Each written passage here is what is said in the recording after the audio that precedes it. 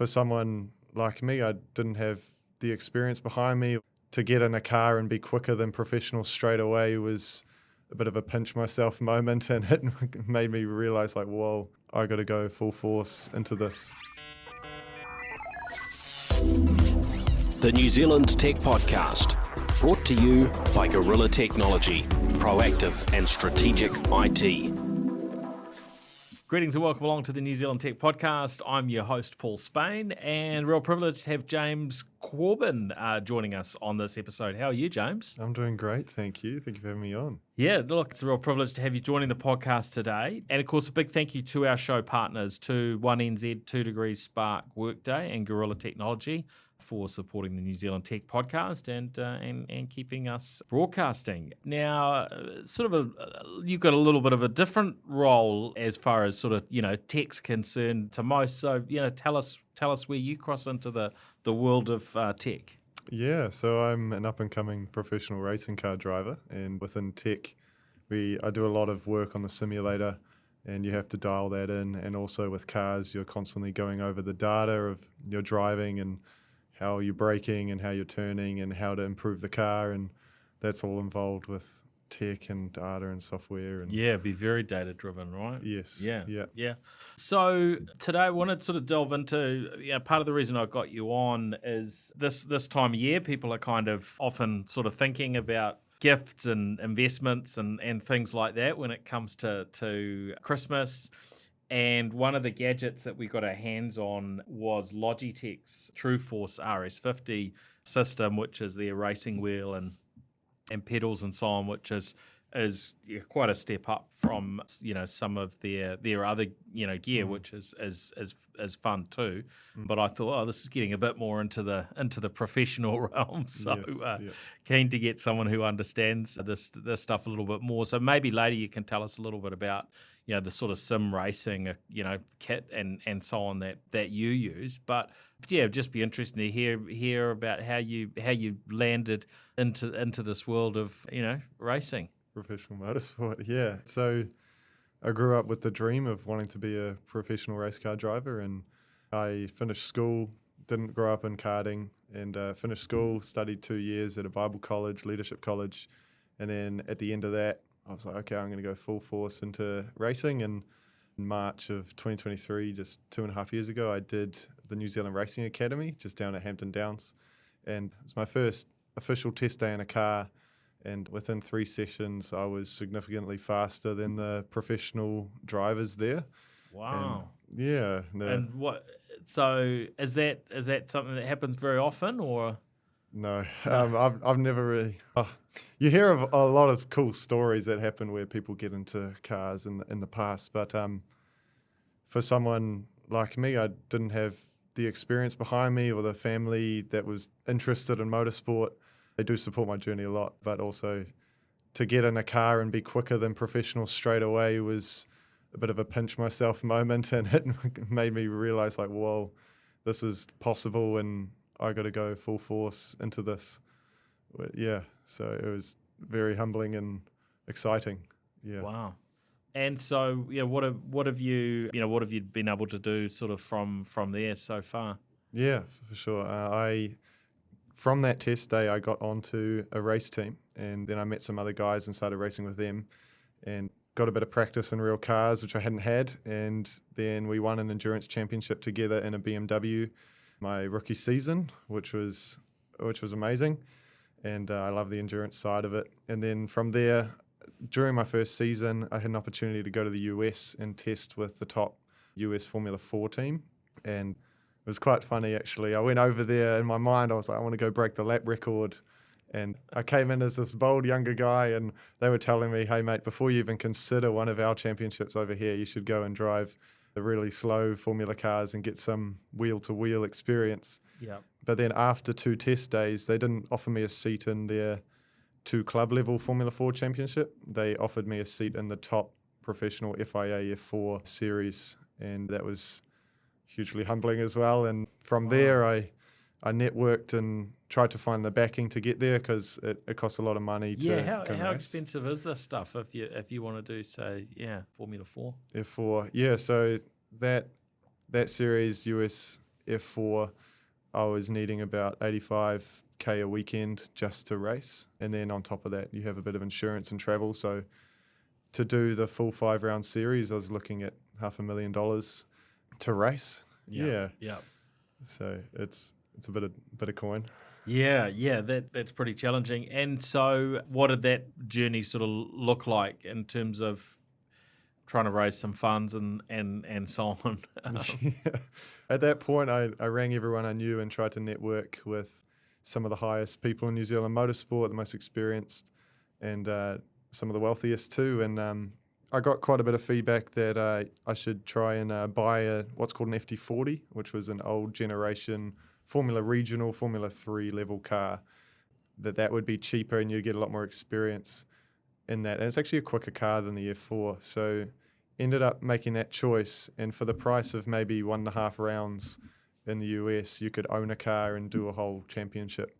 So that's ended up what happened. And I bought a FT40 off Kenny Smith, who's a pretty iconic person in New Zealand motorsport and a great mentor. And he... then I won the championship in that car. My first season with my manager helping me out and helping me set up the car, and he's a mechanic by trade, and that was pretty special.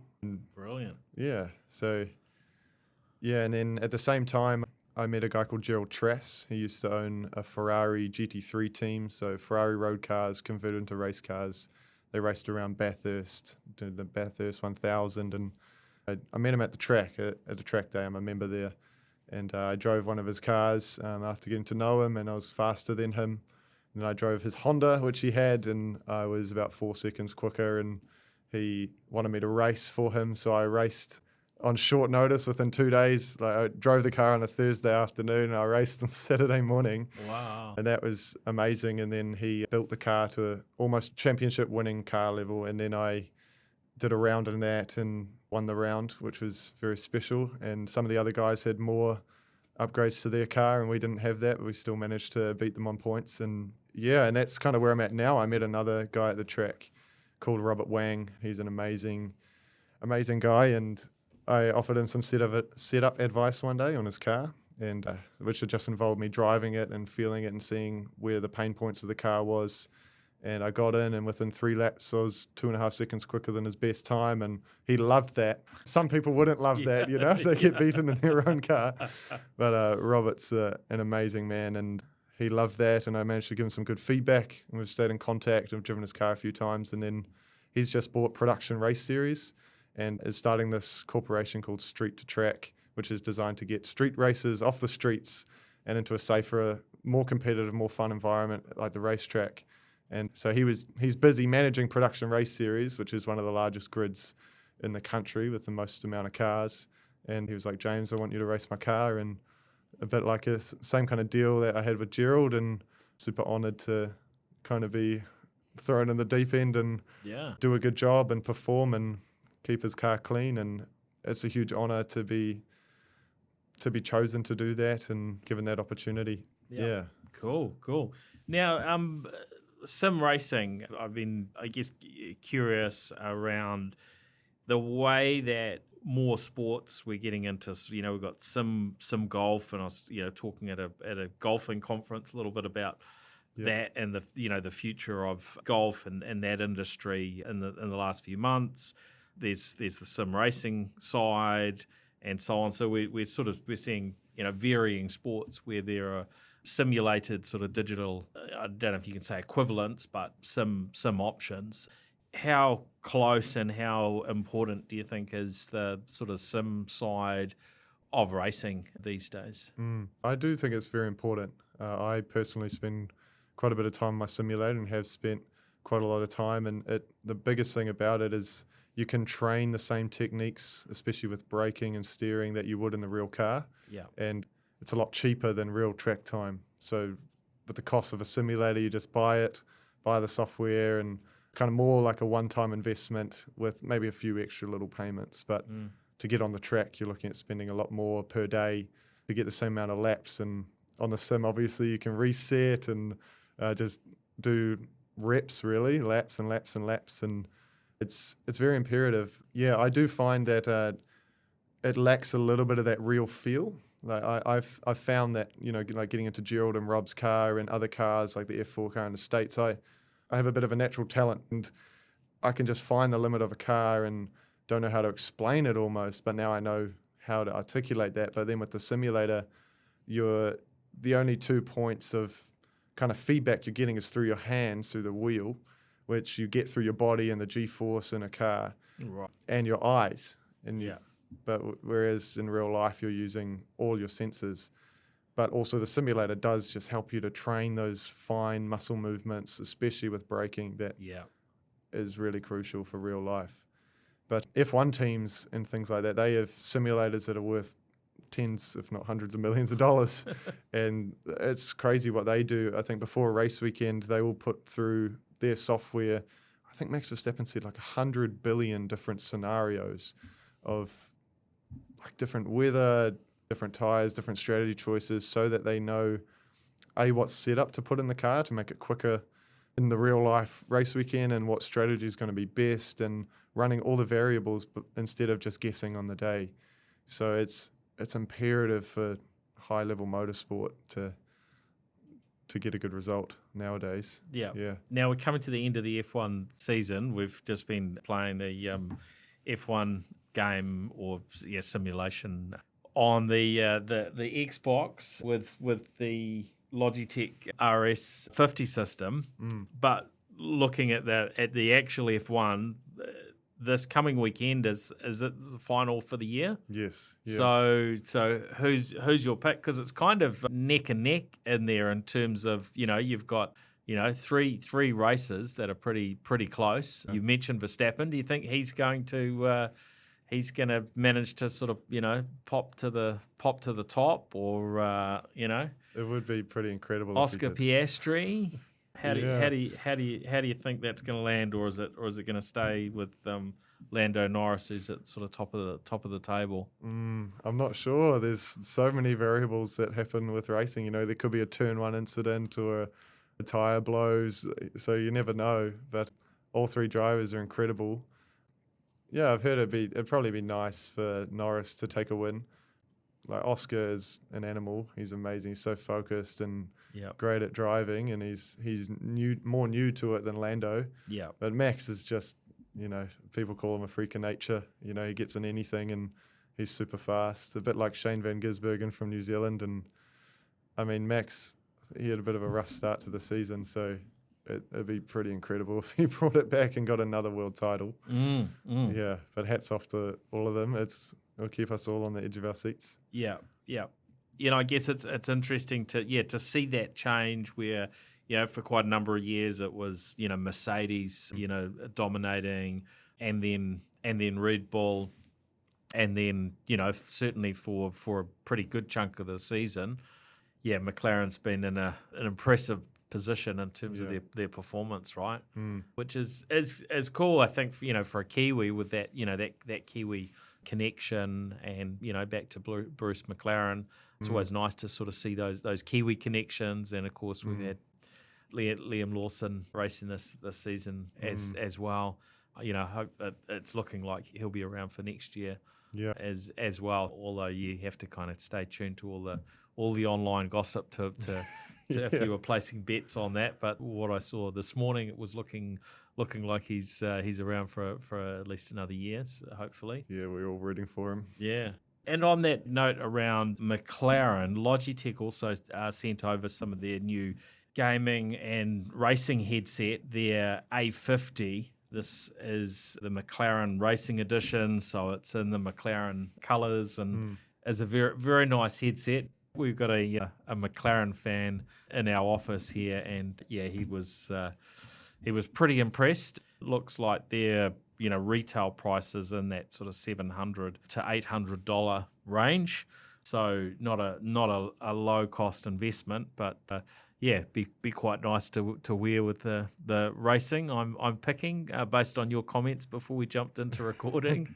Yeah, when I put them on, I was like, man, how do I win this? They feel very comfortable, and wireless is always very helpful when you're on the sim. Yeah, and it's nice to have a bit of a look in it. So the wireless is pretty handy, but yeah, definitely super comfortable. Now, on that basis, you mentioned about winning things. We have realised it's been quite some time since we've done a listener survey. So we've got a bunch of giveaways coming together. And if you could help us out and jump across to nztechpodcast.com survey and fill in our survey, then yeah, you're going to be in the draw for some nice giveaways. We've got things there from Motorola, the Edge 60 Fusion handset, Logitech, their Casa pop-up desk. We've got two of those, one in pink, one in grey. They're really cool. So you've basically got a little enclosure, which is not much bigger than a laptop, and you can fold out to basically a stand to put your laptop on, and that sort of sits up nice and high.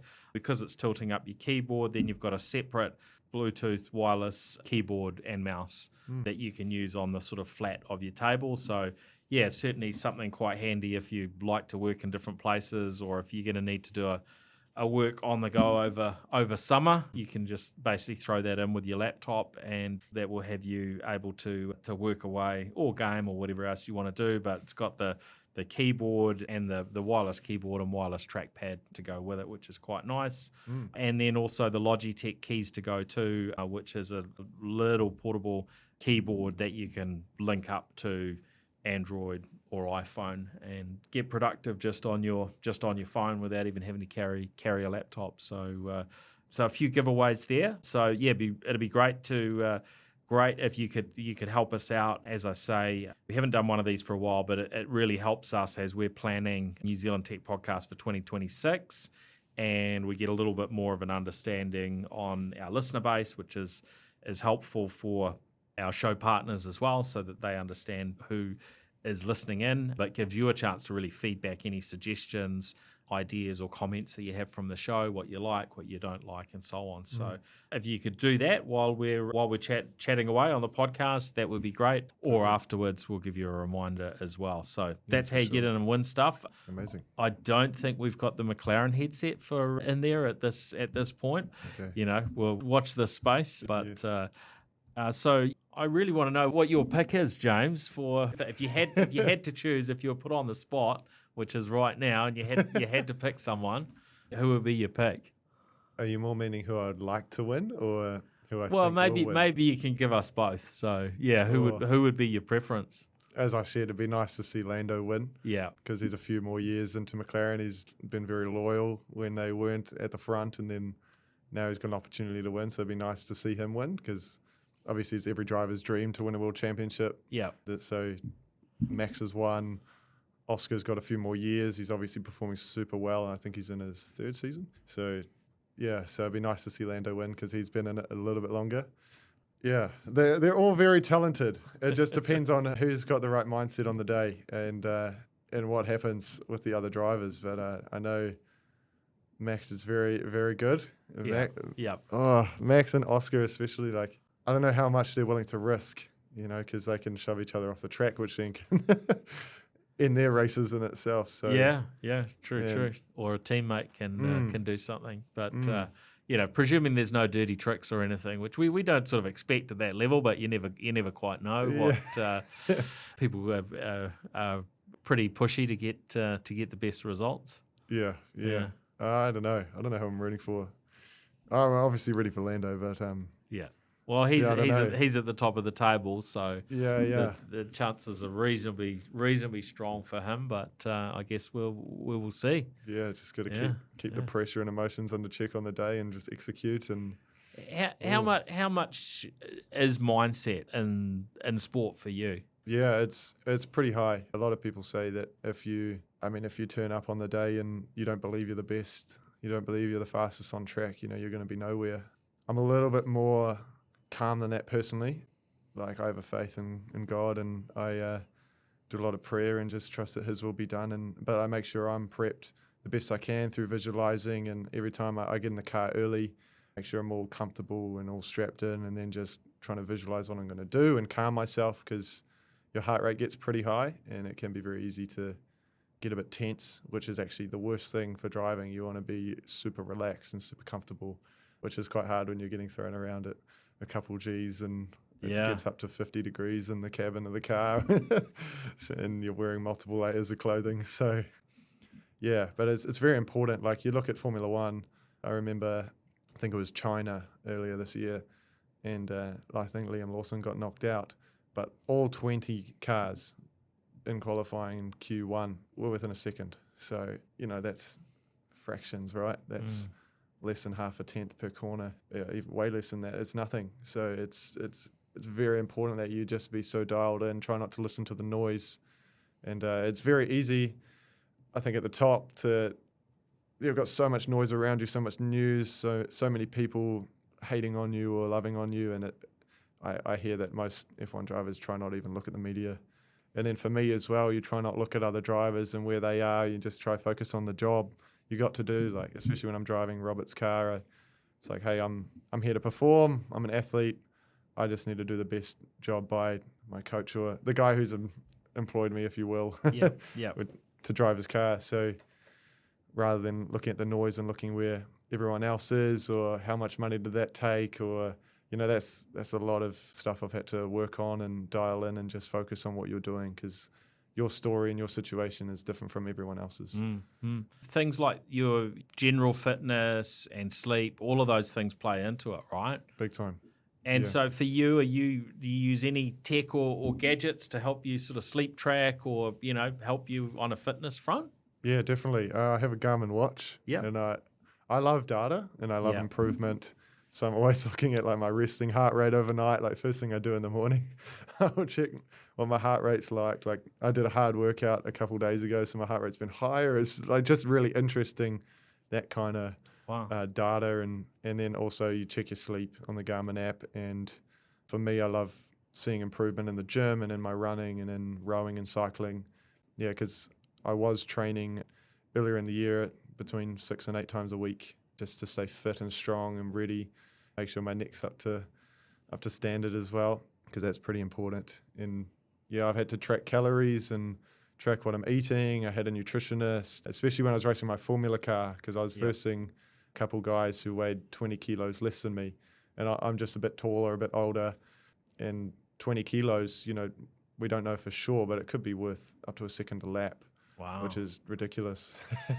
And I know at Formula One, everyone's kind of, in other Formula series, people are at the same weight, but when you're battling, you got to try do everything you can. So I was probably less than 10% body fat. I'm still probably around there, but just tracking every calorie and using apps and going back and forth with a nutritionist, it's pretty crucial. Yeah, it's pretty serious stuff. Yeah. Yeah. So what would be your heart rate sort of overnight typically then, if that's something that you track? Yeah, at the moment it's sitting around 46.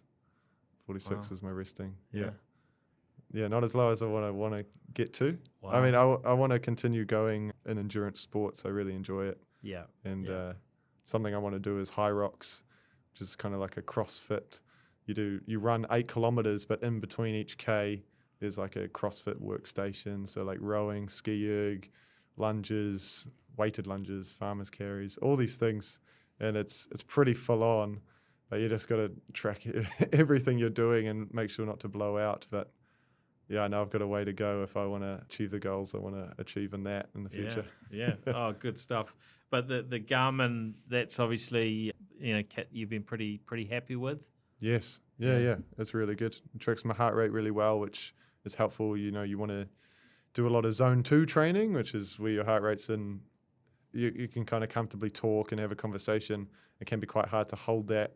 So when you're running, cycling, in the gym, you want to be holding that kind of heart rate so that your endurance base can grow, because you sit in zone 2 to even sometimes zone 4 in the race car all the time. Yeah. And it improves just your overall function, cardiovascular, so that your brain can focus. because within a race car, because it gets so hot and there's all these G-forces, it is actually quite physical as well to drive and shift the gears, and the brake's actually quite heavy.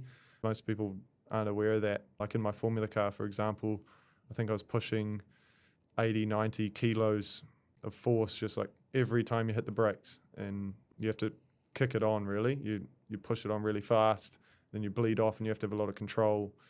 So yeah, it's pretty important. Yeah, that's serious. And so, yeah, you're talking about that weight on the brakes. How different is that in your sim racing setup?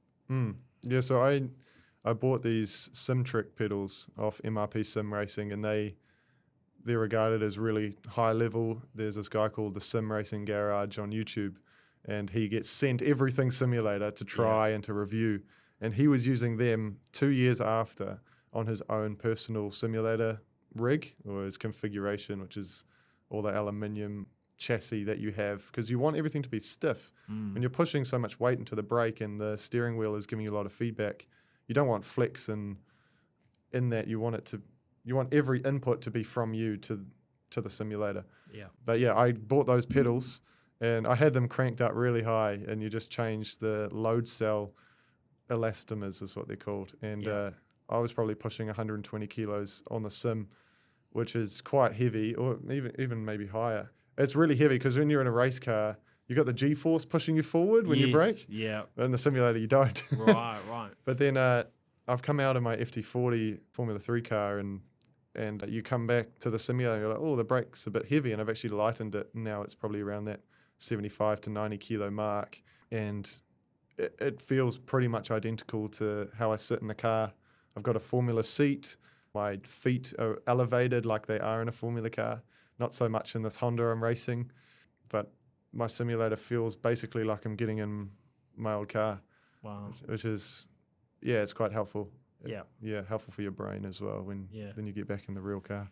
Now, to put this sort of simulator together, and I guess this is something we can sort of compare to, say, buying the more, consumer gaming sort of style kit, there's quite a difference in terms of how much, work it is to get everything set up, right? Like, I know we spent under an hour today sort of getting the Logitech kit and the pedals and bits and pieces, set up, not in an actual frame as such, but a reasonably quick job to sort of bolt things together. In fact, probably a lot of the time was faffing around with the Xbox and, whatnot as well, and downloading the Formula One software at, what was it, 75 gigs. 75 gigs.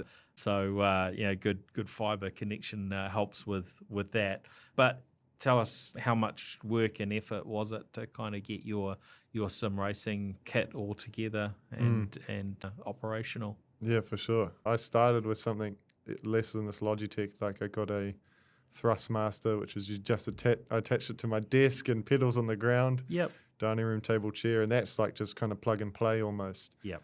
That's easy. Like, that was way less work than the Logitech. But then about 2 years ago, we upgraded after around the time when I was faster than the pros in real life. I got a full rig and all aluminium, no instructions really, and made a few mistakes. But I think it took around 40 to 50 hours to fully get everything sorted, figure it all out, and put it together, because there are quite a lot of bolts, and you want to constantly adjust it to be more like you. Like I said, when I come back from a race weekend, I adjust it and make the steering wheel in a different place, and it's not as easy as just sitting in the road car and pushing down the thing underneath the steering wheel to move it. You've got to undo like 4 bolts and then adjust the angle and have someone else holding it, and it's quite a mission, So probably, if now that I know what I'm doing, it'd still probably take like 15 to 20 hours to build a proper rig. Yep. So the different levels. So if you go for a sort of lower level one, you pretty much plug and play, whether it's a low end Logitech or somebody else's. For something like the RS50 system, there's a little bit more of a few bolts to sort of screw together and so on, and particularly if you're putting that onto a rig as such. And then at the more professional level, that's where it can take as long or as much money as you want, right? And you're talking around in Formula One that many millions go into these machines. So Yeah. that's really interesting. So yeah, we fired up the RS50 Logitech today. How did you find it? Yeah, I was actually very impressed with how it felt, especially like the steering wheel. It looks all quite quality. Heard about these new direct drive wheelbases because most of Logitech's stuff has been belt driven, which once you start taking sim racing seriously, you want to go to a direct drive system, which is what this one is and what my one at home is. And yeah, I was quite impressed. It was quite easy to set up. Obviously, I hadn't seen it before and you hadn't seen it before, and we still managed to do it quite quickly. All the buttons feel pretty quality in the steering wheel. But yeah, when we drove on the F1 sim, the steering, I could feel the understeer, and yeah, it was nice. It was quite nice to drive. I know a simulator coach I used to see, he runs a wheelbase similar from Logitech, and he loves it. He runs it, and he's a very good driver, very pronounced in social media as well. And yeah, he loves it and raves about it. So it was quite cool to drive it. Yeah, I guess that this is sort of the thing. As time goes on, we get more and more options kind of coming through in the market at varying price points. So, the mass market sort of nature of some of these things, I guess you get that sort of simplicity that they get. They're a lot easier to set up than, say, a complicated setup like yours, and also the price points that they come in at are more reasonable, shall we say, than some of the higher end kit, which can be a big investment, right? Yeah. Looking at the Logitech, it's called the Logitech G RS50 system. For that whole setup with the direct drive base and steering wheel, around $1,400 is the retail price, and they've got a PlayStation and PC version and an Xbox and PC version, so you can connect to either depending on which model you go for. And then the pedals, I think they're sort of in the direction of $300. So, it's a reasonable investment to kind of get in at this level. But of course, there's the varying price points. So, thanks for your feedback on that. I thought you'd know a lot more about this than I do. That's for sure. So, yeah, great to have that insight, James. Yeah, totally. And also, if you are looking at buying a sim, and you go for a direct drive, probably the most important thing is to get a load cell brake pedal, because there's the load cell or the potentiometers, and the load cell's based off how much force you put in, right? Which is more realistic with a real car. But then a potentiometer is based off the position of the pedal, so how far the pedal's down rather than the force you've pushed. Yeah, so definitely go after a load cell if you can. Yeah. And Logitech's GRS pedals that we've been trying, those are load cell? Yes, they are. Yep. So that's what you want. Because if you have a potentiometer pedal set, what happens is you'll be using mainly your ankle and the small muscles in your feet and calves to brake, whereas in real life in the race car, you're using your big muscles like your quads and your glutes to push a lot of force into the pedal and to control it as well, because it's so much technique when it comes to braking. Yeah. And you want to be training that rather than small, imprecise muscles that's very easy to just jump off the brake pedal or lose brake trace as you're coming off, which is the big science behind driving fast. Yeah. Yeah. Oh, that's cool. Appreciate the insights. Now, a few more minutes before we wrap up. One area that's been changing in Formula One and in racing is the halos that help protect the drivers. And, if we look back to the sort of early days of racing, it was something of a suicide mission to be a racing driver. Yep. And of course, Bruce McLaren sadly, passed away testing a vehicle. What do you think around where we're at and where that side of things is going? Yeah, motorsport. I mean, historically, you're racing in the 50s and 60s. I think it was multiple people died every year. You were racing with no sides to the track on roads. There were houses, there were cliffs, and people would die quite a lot. But now there's so much safety involved. It almost feels too much sometimes. Like with all the health and safety procedures and everything. But it's so much safer now. Like even this Honda, for example, which is not a factory race car like a Formula car, like it's so much safer than driving any road car, even like a 5-star road car. Like I could have a crash at over 200k an hour and I'll probably walk out of it just fine. Not even really have to go to hospital. It's pretty Don't, crazy. don't do that, by the way. Don't test that, please, James. No, I don't want to test that. But yeah, now with crashing with drivers, we care less about the health side of it, and we care more about how much it's going to cost Oh, wow. to fix it. Because we've got a roll cage, got like a 5-point harness, so you can't move. Like, it's hard to breathe sometimes, which is how I like it. You make it as tight as possible. You give yourself a couple minutes, and you tighten the belts even more. Wow. And I've got a neck restraint called a Hans device, so I can't break my neck, and you've got all this fireproof gear on, so if there's a fire, you can walk out of it. With the Formula cars, my car is a 2006 Formula Regional car, and I don't have a halo, but it's still really, it's really strong. It's got a carbon fiber tub. So on its describe neck. the halo for those who can't picture it. They're not familiar. So yeah, you look at a Formula One car now, or any Formula Junior category, and they've got right in front of the driver's eyesight is a pole that comes out towards them, above them, and then it's like a halo, like an angel halo that goes around them to the back of the car, which is a super strong bit of material and carbon fiber that protects them in a crash, in a roll, so their head and neck isn't going to be destroyed and take their life. And there's been so many cases of drivers flipping or cars going over the top of them. If the halo wasn't there, they would have surely died. A guy I raced with, he had a 150k an hour crash end of last season, and he hit the wall, the entire front end of it, like both tires were off, and there was no front to it. And he hit the wall pretty hard, had a big G spike, and he walked out of it. He was totally fine, just more concerned about his car. And that's a 2006 car. Wow. And then now you've seen F1 drivers. I think Lewis Hamilton had a crash a while ago where he hit the wall at 300k an hour and walked out of it. And it's just crazy. My car I'm in doesn't have a halo. And the thing with that is you're open to the elements. Like, I'm driving at Hampton Downs, and there are sometimes birds flying over the track. And I've had to like back out of the throttle or like avoid, or I try and dip down in the cockpit because I don't want a bird to hit me in the face at 150 because, you can get knocked out. Like, Yeah. I think just before they introduced halos, there was a guy in Formula 3. It was a 150k an hour crash where someone's tire came off in front of him, and then it jumped up in the air and hit him in the head, instantly died.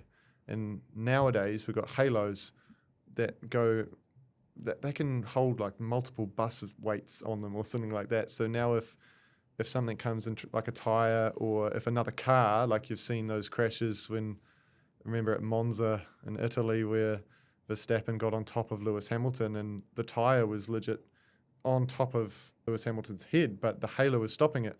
If the halo wasn't there, Lewis Hamilton would have died. The weight of the car would have been. Yeah. That's a huge step. That's really great. Yeah.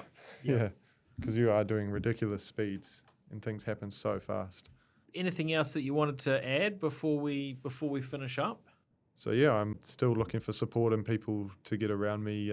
So if anyone's my want to racing. put their hands into their pockets and help out, sponsor you or support you in some way, where do they go to find out more or to connect with you in person? Yeah, the best way would probably be through either my website or LinkedIn. So just jamescorban.com, Corban. That's my last name. Yep. I'm very approachable. I love catching up with people and meeting them, hearing their stories. But yeah, the next steps in my racing career either require connections and me driving with people in their cars and endurance racing, or gathering the budget to be able to then progress to the next step. Fantastic. Oh, it's been absolutely fascinating having you on the show, James. Yeah, thank you for joining us. That was a pleasure. Of course, for listeners, just a reminder, please go and fill out our survey, give some feedback on what's working, what's not with the show, any other suggestions, and yeah, if you can answer the other questions in there, it's pretty quick. You can probably get through it in about 60 seconds. And the plus side for doing so is we've got some good giveaways. Those that make the effort to enter usually got some reasonable odds compared to buying a lotto ticket or anything else by a long shot. So we've got a Motorola Edge 60 Fusion handset, Logitech keys to go to, Logitech Casa pop-up desk in grey, and a Logitech Casa pop-up desk in pink. So yeah, if you hop across to nztechpodcast.com/survey And we'll put that link in the show notes there as well to make that nice and easy and quick for you to click on. And of course, a big thank you to our show partners, to Gorilla Technology, Workday, Spark, 2 Degrees, and 1NZ. Well, that's us. Thanks everyone for listening in, and thanks again, James, for joining the show. Yeah, it was a pleasure. Thank you. Cheers. The New Zealand Tech Podcast, brought to you by Gorilla Technology, proactive and strategic IT.